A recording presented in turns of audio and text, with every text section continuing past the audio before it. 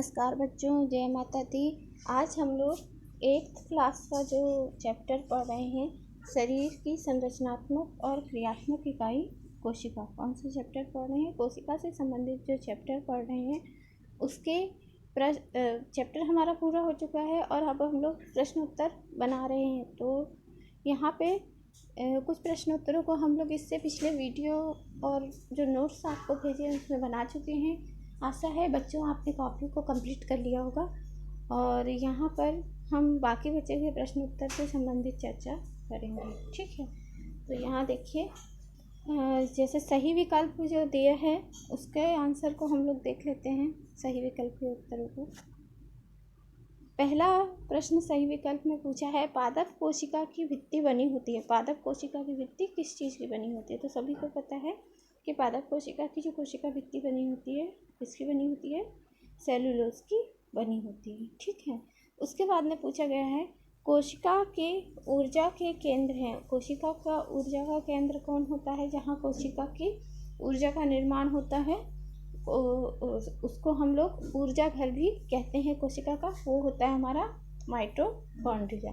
अगला प्रश्न है, कोशिका में प्रोटीन का निर्माण करते हैं। कौन सा कोशिकांग है जो प्रोटीन की फैक्ट्री कहलाता है? और वो है हमारा राइबोसोम। ठीक है, प्रोकैरियोटिक कोशिका का उदाहरण है। पहले ही आप लोगों को बता चुके हैं कि प्रोकैरियोटिक कोशिका कौन सी कोशिका होती है? जिसमें केंद्रक झिल्ली नहीं होती है। तो जो हमारा नील हरित शैवाल है वह प्रोकैरियोटिक कोशिका का उदाहरण होता है। अगला प्रश्न है, केंद्रक झिल्ली नहीं पाई जाती है।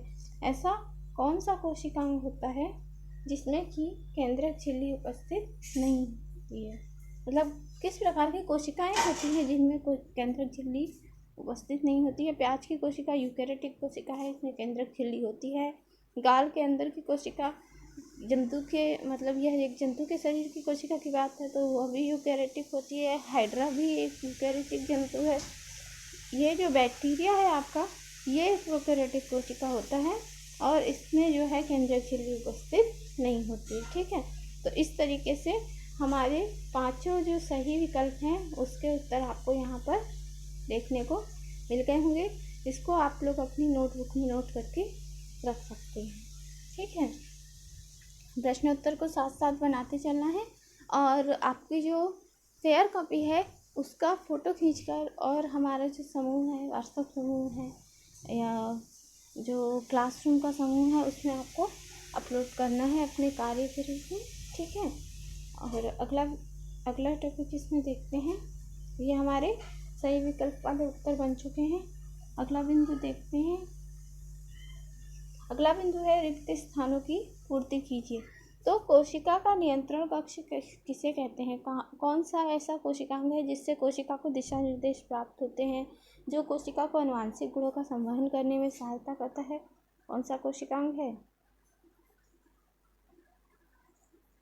केंद्रक। कोशिका का नियंत्रण कक्ष किसे कहेंगे? हम केंद्रक को कहेंगे। ठीक है, उसके बाद अगला प्रश्न पूछा है, खालिस्तान में कोशिका की खोज किसने की थी? तो आपको पता है कि कोशिका की खोज कार्क की पतली काट में करने वाले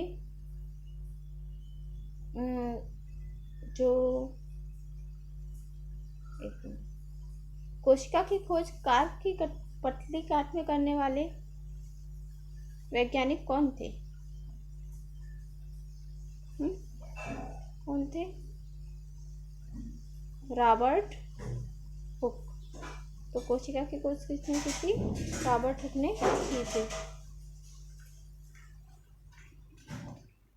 खालिस्तान सिकुड़कर गुणसूत्र बनाते हैं। क्या होते हैं जो सिकुड़कर गुणसूत्र बनाते हैं? तो यहाँ पर क्या आंसर आएगा? DNA। ठीक है, या इसी को आप ऐसे भी लिख सकते हो, DNA की बजाय क्रोमोसोम।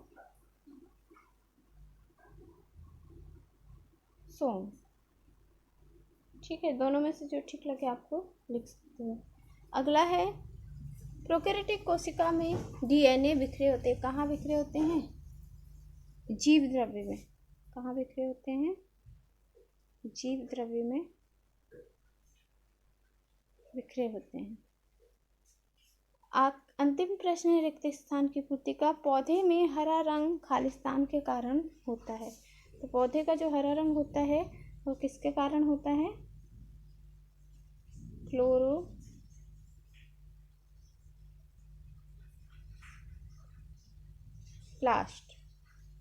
किसके कारण होता है?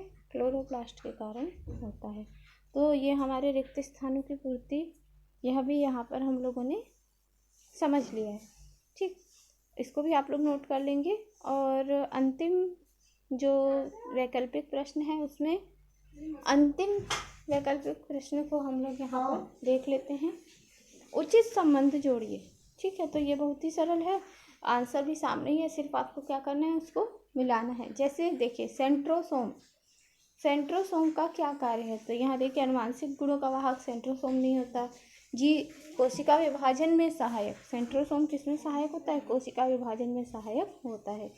ठीक है, जीव द्रव्य, सेंट्रोसोम सिर्फ जंतु कोशिकाओं में पाए जाने वाला कोशिकांग होता है, जो केंद्रक के ऊपर तारे जैसी आकृति आपको जो दिखती है वह क्या होता है? सेंट्रोसोम होता है। ये बहुत सारे तंतुओं से मिलकर बना होता है। और जब कोशिका विभाजन होता है तो दो केंद्रक का निर्माण होते समय ये सेंट्रोसोम गुणसूत्रों को एक स्थान से दूसरे स्थान ले जाने में सहायता करता है। अगला है जीव द्रव्य। जीव द्रव्य क्या है? अगर जीव द्रव्य नहीं होगा तो कोशिका जो है मर जाएगी, उसके सभी कोशिकांग क्या हो जाएंगे? जीव द्रव्य की कमी के कारण सूख जाएंगे और उसमें जैविक क्रियाएं होना बंद हो जाएंगी। तो जीव द्रव्य क्या है? हमारा जीवन का भौतिक आधार है ना। जीव द्रव्य के बिना जीवन की कल्पना नहीं की जा सकती। ठीक, अगला है अंतःप्रदवी जालिका। अंतःप्रदवी जालिका क्या करती है? केंद्रक झिल्ली और कोशिका झिल्ली के मध्य पदार्थों का क्या करती है? वह परिवहन करती है। तो यहाँ पर अंतःप्रदवी जालिका कोशिका के भीतर पदार्थों का परिवहन करती है। अर्धपारिगम्य झिल्ली, प्लाज्मा झिल्ली यानी कोशिका झिल्ली कैसी होती है? अर्धपारिगम्य झिल्ली होती है। और अब हमारा क्या बचा? गुणसूत्र। ये क्या है? अनुवांशिक गुणों के वाहक हैं। तो इस तरीके से जो है हमारे सभी आंसर जो है यहाँ पर मिल गए। सेंट्रोसोम का आंसर क्या है? कोशिका विभाजन में सहायक। जीव द्रव्य का आंसर क्या होगा यहाँ पर? कोशिका के भीतर के पदार्थों का परिवहन। अंतःप्रदवी जालिका का आंसर क्या होगा यहाँ पर?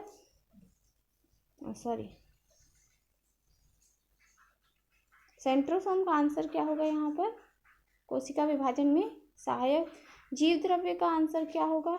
जीवन का भौतिक आधार। अंतःप्रदवी जालिका का आंसर यहाँ पर क्या होगा? कोशिका के भीतर के पदार्थों का परिवहन। अर्धपारिगम्य झिल्ली क्या होगी हमारी?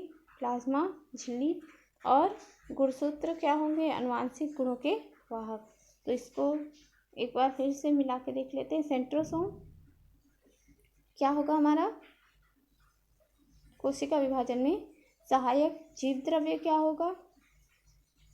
जीवन का भौतिक आधार। अंतःप्रदवी जालिका कोशिका के भीतर के पदार्थों का परिवहन। अर्धपारिगम्य झिल्ली प्लाज्मा झिल्ली। और गुणसूत्र अनुवांशिक गुणों के वाहक। ठीक है, तो ये जो है हमारे वैकल्पिक प्रश्न हमने कोशिका अध्याय 7 के बना लिए। अब हम लोग जो है इसके प्रश्नोत्तर पर चर्चा करेंगे। ठीक है, चलिए पेज नंबर 68 के प्रश्नोत्तर अब यहाँ पर हम लोग देखेंगे। तो पहला प्रश्न है पेज नंबर 68 का, कोशिका को जीवन की कार्यात्मक इकाई क्यों कहते हैं?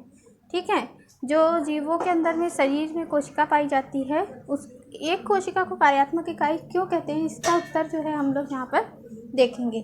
तो इसका उत्तर है, कोशिका को शरीर की कार्यात्मक इकाई इसलिए कहते हैं क्योंकि जिस प्रकार एक बहुकोशिकीय जीव में जैविक क्रियाएं जैसे पाचन, उत्सर्जन, अंतःग्रहण आदि उत्पन्न होते हैं, ये सभी इसमें संपन्न होते हैं, मतलब उसी प्रकार कोशिकीय स्तर पर भी सभी जैविक क्रियाएं होती हैं। यानी कि जितनी जैविक क्रियाएं किसी बहुकोशिकीय जीव के अंदर होती हैं, एक कोशिका में भी वह सारी जैविक क्रियाएं होती हैं। इसीलिए इसको क्या कहते हैं? कार्यात्मक इकाई कहते हैं। कार्यात्मक इकाई का अर्थ है कि ऐसी इकाई जिसमें सभी क्रियाएं हों, तो बहुकोशिकीय जीवों के समान क्रियाएं होती हैं, इसीलिए यह कोशिका कार्यात्मक इकाई कहलाती है। ठीक है, अगला प्रश्न है प्लाज्मा झिल्ली के क्या कार्य हैं। तो प्लाज्मा झिल्ली यानी कि जो हमारी कोशिका झिल्ली होती है, कोशिका का बाह्य आवरण, उसके क्या क्या कार्य होते हैं, इसका उत्तर हम लोग देख लेते हैं। उत्तर है प्लाज्मा झिल्ली, जिसे कोशिका झिल्ली भी कहते हैं, उसके निम्नलिखित कार्य हैं। मतलब ये एक फॉर्मेट में लिख दिया है कि आप इसको अपनी नोटबुक में उतार सकें। ठीक है, तो पहला कार्य जो है प्लाज्मा झिल्ली का, कोशिका के आंतरिक पदार्थों का परिसीमन करने में सहायक होती है। मतलब वो कोशिका के अंदर के सभी पदार्थों को क्या करती है, एक सीमा में बांधती है। ठीक है, दूसरा, कोशिका में आवागमन करने वाले पदार्थों पर नियंत्रण करना। क्या करती है, कोशिका में जो पदार्थ होते हैं वह किसके थ्रू आते जाते हैं, प्लाज्मा झिल्ली के माध्यम से ही आते जाते हैं। तीसरा है कोशिका को सुरक्षा और सहारा प्रदान करना। कोशिका के जो बाह्य पदार्थों से रक्षा कौन करती है, प्लाज्मा झिल्ली ही करती है। चौथा है चयनित पारगम्यता द्वारा हानिकारक पदार्थों को कोशिका में जाने से रोकना। हानिकारक पदार्थ मतलब अगर कोई हानिकारक पदार्थ कोशिका में प्रवेश करने का प्रयास करेगा तो उसको कौन रोकेगी, प्लाज्मा झिल्ली ही उसको रोकेगी। कैसे रोकेगी, उस पदार्थ का चयन करके। तीसरा प्रश्न है पौधों में प्लाज्मा झिल्ली के बाहर कौन सी संरचना पाई जाती है, यह किससे बनी होती है। आपको पादप कोशिका का चित्र याद होगा। पादप कोशिका के बाहर जो है एक ठोस दृढ़ संरचना पाई जाती है, उसका क्या नाम है और वो किससे बनी होती है। तो पौधों में प्लाज्मा झिल्ली के बाहर कोशिका भित्ति पाई जाती है, यह सेल्यूलोज की बनी होती है ना। पौधों की जो प्लाज्मा झिल्ली होती है वह सेल्यूलोज से बने हुए कोशिका भित्ति के द्वारा सुरक्षित रहती है। अगला प्रश्न है पादप कोशिका और जंतु कोशिका में 3 अंतर लिखिए। पादप कोशिका और जंतु कोशिका में प्रमुख 3 अंतर आपको जो है लिखना है। तो चलिए इस उत्तर को भी देख लेते हैं। उत्तर है पादप और जंतु कोशिका में निम्नलिखित अंतर हैं। ये फॉर्मेट में आप मतलब ऐसे लिख सकते हैं अपनी नोटबुक में। ठीक है, और इसका उत्तर है पहला जो अंतर है वो है पादप कोशिका में प्लाज्मा झिल्ली के बाहर कोशिका भित्ति पाई जाती है, किंतु जंतु कोशिका में प्लाज्मा झिल्ली के बाहर कोशिका भित्ति नहीं पाई जाती है। ठीक है, दूसरा है जंतु कोशिका में सेंट्रोसोम पाया जाता है। सेंट्रोसोम जो जंतु कोशिका के केंद्रक के ऊपर तंतुओं से बनी हुई एक तारेनुमा संरचना होती है, वो जंतु कोशिका में पाया जाता है, किंतु पादप कोशिका में सेंट्रोसोम नहीं पाया जाता है। ठीक है, तीसरा अंतर है पादप कोशिका में क्लोरोप्लास्ट पाया जाता है। क्लोरोप्लास्ट जिसको हम कोशिका का रसोई घर भी कहते हैं, किंतु जंतु कोशिका में क्लोरोप्लास्ट नहीं पाया जाता। इसीलिए पादप कैसे होते हैं, स्वपोषी होते हैं, और जंतु कैसे होते हैं, परपोषी होते हैं। चौथा अंतर है यहाँ पर पादप कोशिका में बड़ी रिक्तिका पाई जाती है। आपने पादप कोशिका का चित्र देखा होगा, उसके मध्य में क्या होती है, एक बड़ी रिक्तिका होती है जो पोषक पदार्थों, जल, खनिज आदि से परिपूर्ण होती है, जबकि जंतु कोशिका में रिक्तिकाओं का आकार कैसा होता है, छोटा होता है। आज के वीडियो में हम लोग इतने ही प्रश्न उत्तर बनाएंगे। अगले वीडियो में शेष प्रश्न उत्तर पर चर्चा करेंगे। आप अपनी नोटबुक कंप्लीट कर लीजिएगा। हमारे वीडियो को लाइक, शेयर और सब्सक्राइब